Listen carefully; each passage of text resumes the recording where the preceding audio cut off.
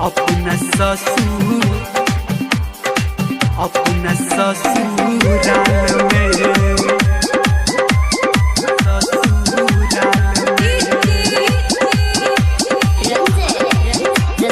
presented by Yashraj record. दिल के दुनिया लुट गले, दिल के दुनिया लुट गले, हम देबो विदाई खुशहाल में, जोग पगली खुश रही है अपना ससुराल में, जोग पगली खुश रही है अपना ससुराल में। दिल के दुनिया लुट गले, हम देब विदाई खुशहाल में, जोग पगली खुश रही है अपना ससुराल में, जोग पगली खुश रही है अपना ससुराल में, अपना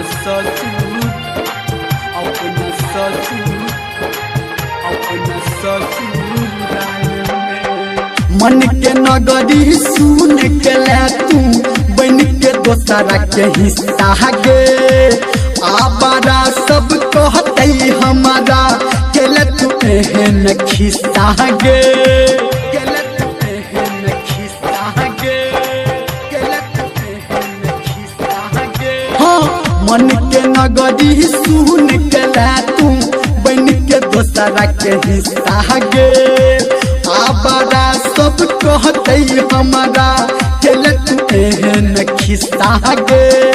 नहीं समझ में आवे हमारा फसाल ले कौन जाल में,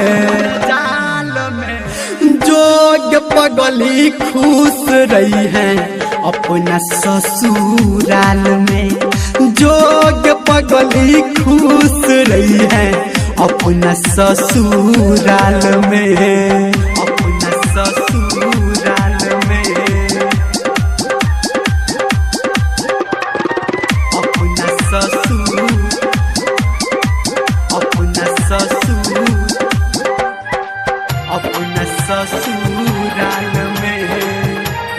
presented by यशराज रिकॉर्ड। उन कसूर पे हमारा से रानी भगल तू खा पागे, हाथ में मेहंदी रचा के अपना कह दल तू साफागे, कह दल तू साफागे, कह दल तू साफागे। उन कसूर पे हमारा से रानी कहल तू खा पागे, हाथ में मेहंदी रचा के अपना कह दल तू हमरा साफागे।